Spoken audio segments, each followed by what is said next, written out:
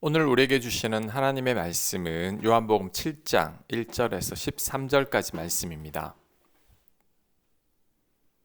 1절 그 후에 예수께서 갈릴리에서 다니시고 유대에서 다니려 아니하심은 유대인들이 죽이려 함이로라.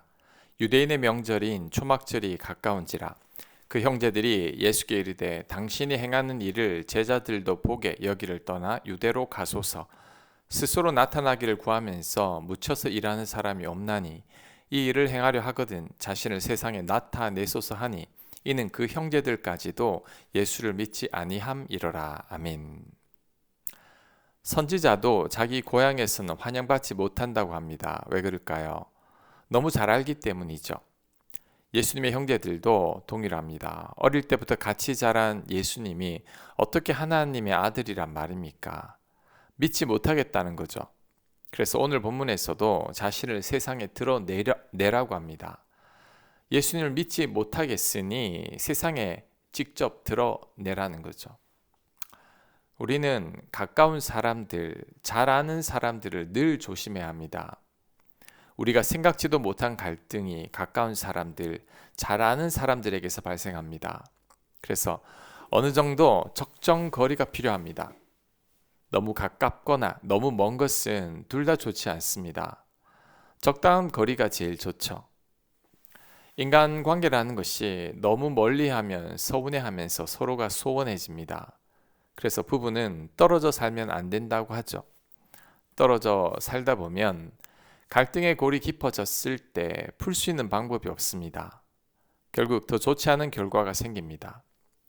부부가 서로 좋지 않은 관계 속에 있을 때 자꾸 부딪히기 싫어서 직장이나 다른 핑계로 서로 멀리 떨어져 살기도 합니다. 처음에는 좋은 것 같지만 그로 인해 더 멀어집니다. 서로 안 보고 살면 편하지만 그로 인해 관계가 깨지기도 합니다. 특히 기러기 아빠는 정말 좋지 않습니다. 자녀를 위해서라고 하지만 엄마들이 자녀에게 집착한다는 것은 부부 관계가 멀어졌다는 증거입니다. 남편에게 받지 못하는 사랑을 자녀들에게 퍼붓고 있는 거죠. 일 중독도 마찬가지입니다. 집에 들어가기 싫으니까 직장을 핑계로 일에 매진하는 겁니다. 갈등을 피하기 위해 일에 몰입하는 거죠. 인간 관계에서 너무 먼 것은 좋지 않습니다. 또한 인간관계에서 너무 가까이 지내는 것도 좋지 않습니다. 너무 가깝다 보면 알지 못하던 부분을 알게 되어 실망하게 되고 서로에게 실수할 가능성이 큽니다. 그러면 서로 간의 관계가 악화될 뿐이죠. 그래서 아는 사람 쓰지 말라는 말이 있습니다. 너무 잘 알기 때문에 문제가 생깁니다.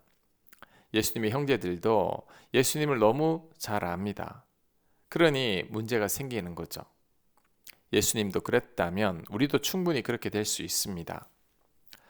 교인들 간에도 조심해야 합니다. 서로가 서로를 잘 모를 때는 조심합니다. 하지만 좀 친해지고 서로 잘한다 싶으면 말을 쉽게 하게 됩니다. 서로 반말을 하거나 농담도 함부로 하게 되고 괜히 참견하고 판단하는 말을 하게 됩니다. 그래서 서로 상처를 주고받게 되는 거죠. 교인들끼리도 적당한 거리가 필요합니다. 처음 만났을 때처럼 서로를 존중하면서 말하고 배려하면서 행동해야 합니다. 가능하면 서로가 존댓말을 하는 게 좋습니다. 인간관계만큼 힘든 게 없죠. 서로 다른 사람들끼리 함께 살아간다는 것이 보통 어려운 게 아닙니다. 그러므로 우리들은 적당한 거리를 두되 너무 멀진 않아야 합니다. 바로 앞에 보이는 단색의 단풍보다 적당한 거리를 두고 바라보는 조화로운 단풍이 더 아름다운 거죠. 6절 예수께서 이르시되 내 때는 아직 이르지 아니하였거니와 너희 때는 늘 준비되어 있느니라. 세상이 너희를 미워하지 아니하되 나를 미워하나니 이는 내가 세상의 일들을 악하다고 증언함이라. 너희는 명절에 올라가라. 내 때가 아직 차지 못하였으니 나는 이 명절에 아직 올라가지 아니하노라. 이 말씀을 하시고 갈릴리에 머물러 계시니라. 아멘. 자신을 드러내라는 말씀에 예수님의 대답이 아직 내 때가 되지 않았다고 합니다. 이때가 언제인가요? 예수님께서 십자가에 못 박히실 때죠. 그때가 지나고 나면 모든 것을 다 알게 됩니다. 이때가 되기 전에는 3년이나 같이 다니던 제자들도 몰랐습니다. 그러니 예수님의 형제들도 아무리 말해도 못 알아듣는 거죠. 그래서 아직 내 때가 되지 않았다고 말씀하는 겁니다. 하나님의 가장 합당한 때가 있습니다. 하지만 우리는 그때를 잘 모르죠. 그래서 답답해할 때가 많습니다. 하나님의 때와 관련해서 두 가지만 꼭 명심하시기 바랍니다. 첫째, 하나님의 때는 거의 대부분 우리 때보다 늦습니다. 이렇게 늦은 이유는 우리 때가 너무 빠르기 때문이죠. 우리는 너무 조급하고 많이 서두릅니다. 그래서 하나님의 때가 늦은 것처럼 보이죠. 아브라함에게 100세의 아들을 주셨고 모세는 80세의 부름을 받았다는 것을 기억해야 합니다. 우리 생각으로는 하나님의 때가 너무 늦은 것 같지만 절대 그렇지 않죠. 우리가 너무 빠르고 급한 겁니다. 하나님은 가장 합당한 때에 역사하십니다. 하나님의 때는 우리가 기다리다 지쳐서 거의 포기할 때쯤인 경우가 많습니다.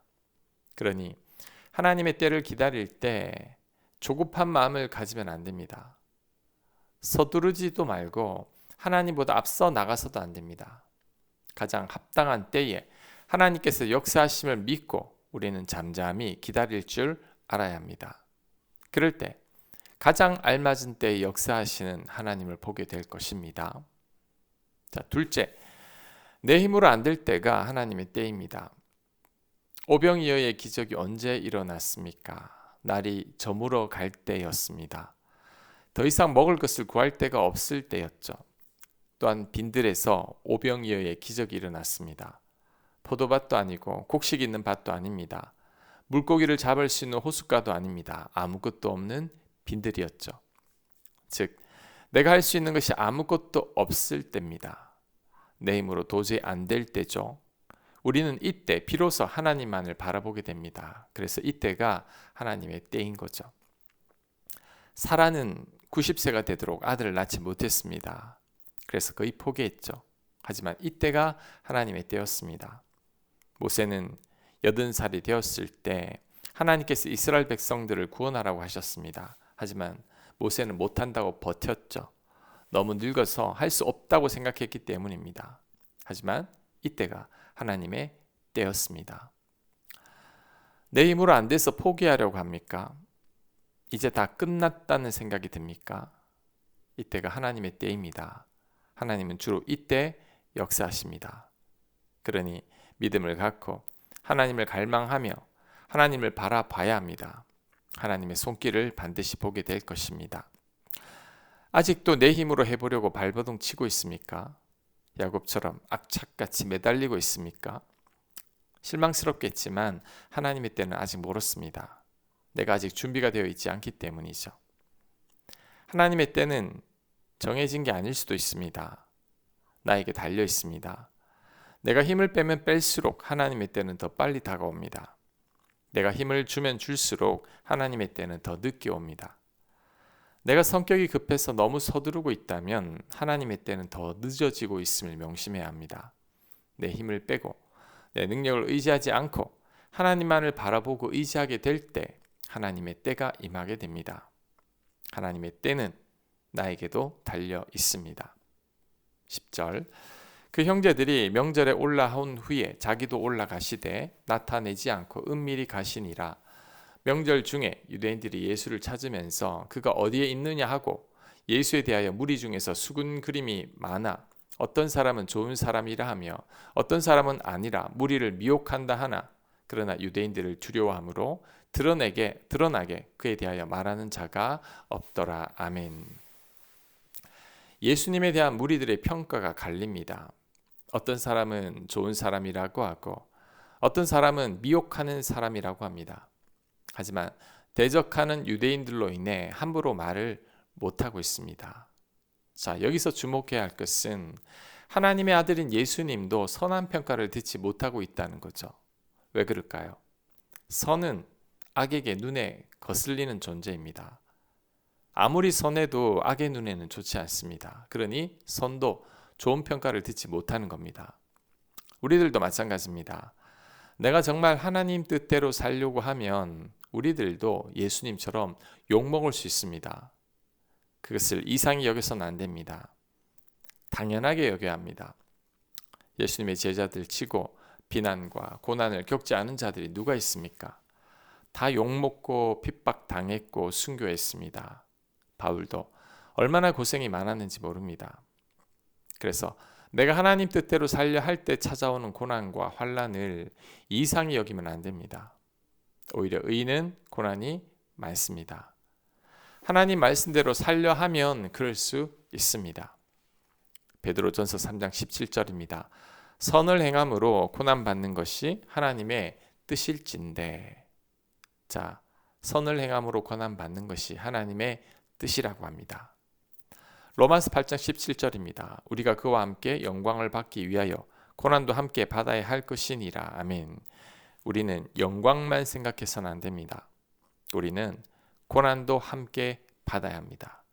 고난이 이상한 게 아닙니다. 우리는 고난을 감사히 여길 수 있어야 합니다. 아멘. 기도합니다. 하나님, 고난을 이상히 여기지 않게 하옵소서. 하나님보다 서두르지 않게 하옵소서. 인간관계의 아픔을 겪지 않도록 지혜롭게 행하게 하여 주옵소서. 예수님 이름으로 기도합니다. 아멘.